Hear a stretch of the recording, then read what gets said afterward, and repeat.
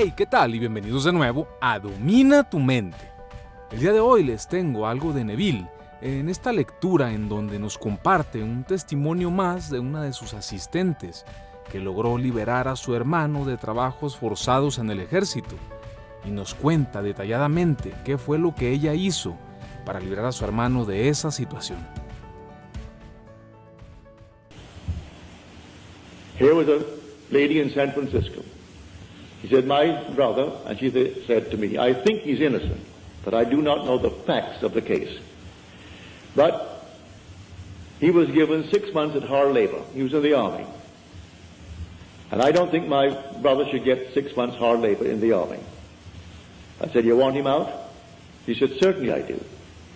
I said, I'll tell you what, that you may try it, so you can give all praise to yourself and not to me. You do it. But what must I do? Well, if he was out, would he come home? Oh, yes, he'd come straight to my place. All right. And if he came to your place, what would you do? Well, she said, I would throw my arms around him and kiss him. Feel him.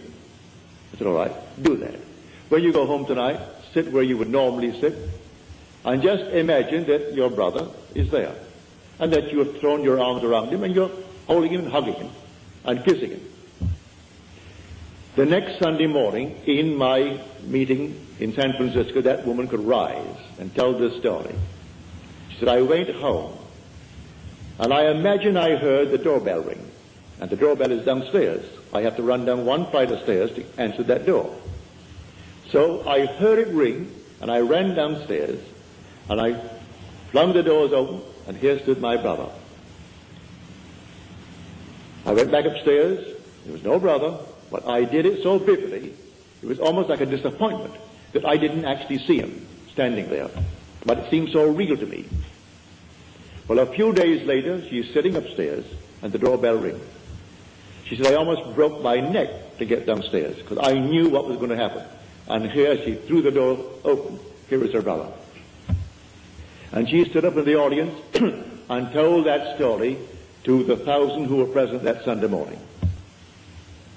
And they all saw, no one, I presume, would go and verify it. I trusted her implicitly.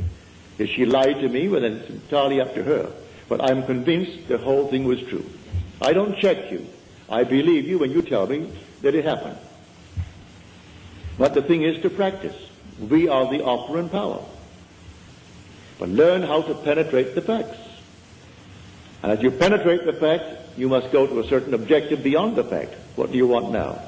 Well, then you go into the state of the wish fulfilled. What state? The state you decide. You determine what you want in this world, and you go right into that state.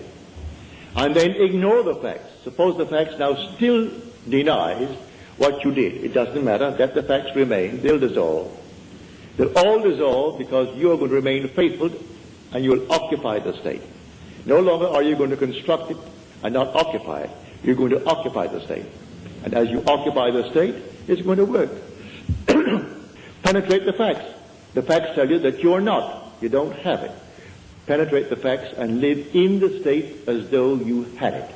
And may I tell you from experience, you'll have it. You will actually have it. Don't ask me how. The ways and means are contained within the state that you enter. So you enter a state, and it contains all that is necessary to externalize that state. So pick out your state, a lovely state, and go right into that state and dwell in it. I call that occupying the state and thinking from it instead of thinking of it. Just as you now think from your present state with all the facts around you to anchor you into it, get into another state all in your imagination, and the facts will appear to anchor you into that state. And the day you tire of it, you can get out of it and go into another state. You know, when you move into a new home or move into a new city, you have to actually adjust yourself to it. Well, you are the pilgrim passing through unnumbered states. The states remain, but you, the pilgrim, pass through them, like a traveler passing through a city. The city remains, but you, the traveler, pass through it. So you go right into another city. You don't rub out the state. Poverty remains a state. When a man who was once poor moves out of it. So he moves out of poverty into the state of affluence. but he doesn't destroy the state of property. Anyone can fall into it. So Blake said, I do not consider the just or the unjust to be in a supreme state, but only to be in these states of sleep, which the soul may fall into in its deadly dreams of good and evil. So it toys with this state, and it finds itself enamored with the state, and it falls into it. He's not supreme because he's wealthy, and the other one is not ignored because he's poor. It's a state. Don't condemn the occupant of the state.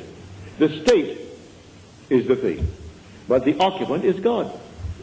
For the occupant in a state called poverty, he's saying, I am, before there's a poor. He doesn't say I am poor, meaning he's different as far as I am goes from the one who says I am rich. The same I amness that occupies the state of poverty is occupying the state of wealth. And so you can go into any state, and being in the state is God. And you wear these states as you wear clothes. But you must be consistent and actually believe it. First of all, as you're told in that 6th chapter of John, we believed and have come to know that thou art the Holy One of God. First, and then something more sure than faith, something steadier than faith, personal experience. That's faith. I will actually believe you now.